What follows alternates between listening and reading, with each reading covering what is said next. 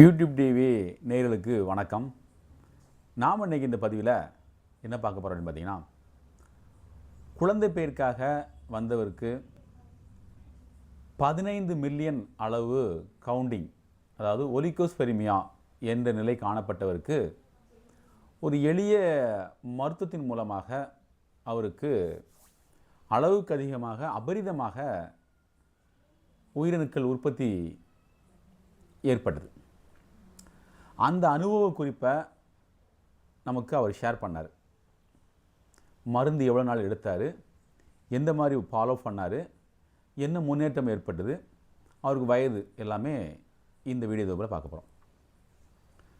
குழந்தை பேருக்காக முயற்சி செய்து கொண்டிருக்கக்கூடிய ஆண்களுக்கு மருத்துவர்கள் குறைந்தபட்சம் 40 மில்லியனுக்கு குறைவாக அணுக்கள் இருக்கக்கூடாது, அதற்கு மேலாக இருக்க வேண்டும் என்று தெரியப்படுத்துவாங்க. அப்போது அவங்களுக்கு 40 மில்லியனுக்கு குறைவாக இருந்தால் அதுக்கு ஒலிகோஸ்பெரிமியா என்று பெயர். 0 லெவலில் இருந்துச்சுன்னா அசோஸ்பெரிமியா என்று பெயர். இப்போ நம்ம இவருக்கு பார்த்தது ஒலிகோஸ்பெரிமியா. இந்த ஒலிகோஸ்பெரிமியாவில் அவருடைய விந்து எண்ணிக்கையின் அளவு 15 மில்லியன். இந்த 15 மில்லியனை 2 மாதங்களில் 60 மில்லியனாக உயர்ந்தது.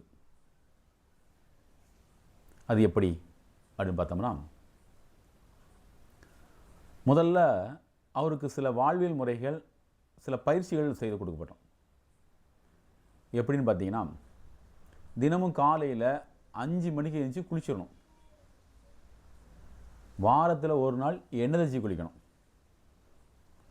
அதுக்கப்புறம் தினமும் ஒரு வேளை அல்லது 2 வேளை அவர் டஃப் குளியல், அதாவது நம்ம இடுப்புக்கு கீழே அவர் டஃப்பில் உட்காந்து குளிக்கணும்.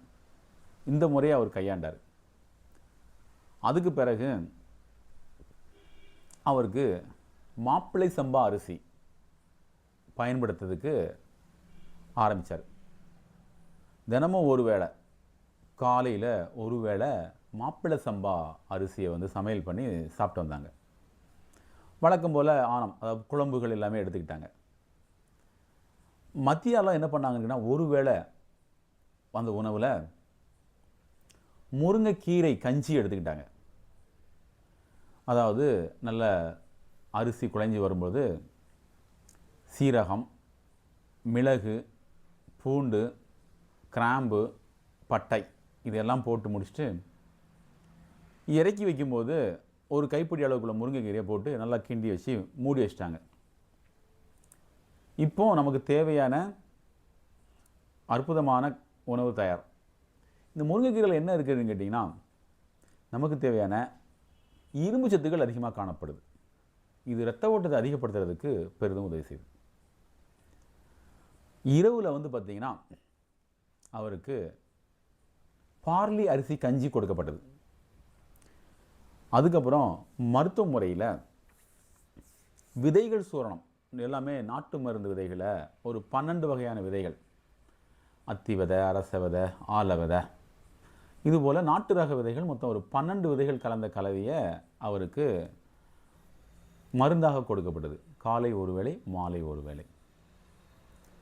அதற்கு பின்பு பார்த்திங்கன்னா தாதுகளை உடம்புகளை வலுப்படுத்துறதுக்காக வேண்டி தாது கல்ப லேகியம், இதுக்கு மதன ஜீவாமிர்தம் சொல்லி சித்தர்கள் பெயர் வச்சிருக்காங்க. இந்த மதன ஜீவாமிர்தம் அவர் எடுத்துக்கொள்ள வேண்டும். அதற்கு பின்பு பார்த்திங்கன்னா வாரத்துக்கு ஒரு முறை கழிவு நீக்கு சிகிச்சை, கழிவுகள் நன்கு வெளியேறதுக்காக வேண்டி கழிவு நீக்கு சிகிச்சை எடுத்துக்கிட்டாங்க. இரவில் ஒரு 10 மணிக்குள்ளே தூங்க போயிடுவாங்க. மாலை உணவை 6 மணிக்குள்ளே முடிச்சிட்டாங்க. 6 அதிகபட்சமான 7 மணிக்குள்ளே முடிச்சிடுவாங்க. மாலை உணவு பெரும்பாலும் பார்லி கஞ்சி எடுத்துக்கிட்டாங்க. இது நம்ம உடம்புல தேவையில்லாத கொழுப்புகளை எல்லாம் கரைத்து அவர்களுக்கு முழு ஆரோக்கியத்தை கொடுத்தது. இந்த வகையில் அவங்க உயிரணுக்கள் பார்த்திங்கன்னா அளவுக்கு அதிகமாக பெருக ஆரம்பிச்சிது. ஒரு 60 நாள் கழித்து பார்த்திங்கன்னா கிட்டத்தட்ட 90 மில்லியன் அளவுக்கு உயர்ந்திருந்தது. ஆரம்ப இருப்பு 15 மில்லியன் தான். ஆனால் 60 நாள் கழித்து அவர் எடுக்கும் பொழுது அவருக்கு 90 மில்லியன் அளவுக்கு உயிரணுக்கள் அதிகரித்து காணப்பட்டது. இப்போ நம்ம சொன்ன வாழ்வியல் முறையும் உணவியல் முறையும் மற்றும் மருந்துகளையும் அவர் தொடர்ந்து எடுத்ததுனால அவருக்கு ஆரோக்கியமான வகையில் உயிரணுக்கள் அதிகரிச்சுது. நீங்களும் உயிரணுக்கள் அதிகரிக்கணும்னா இப்போ நான் சொன்ன வழிமுறையை கடைப்பிடிச்சிட்டு வந்தீங்கன்னா கட்டாயம் உங்களுடைய உயிரணுக்கள் நிலை அளவுக்கு அதிகமாக அதிகரிக்கும். குழந்தை பாக்கியம் பெறலாம், மகிழ்ச்சிகரமான வாழ்க்கையை தொடங்கலாம்.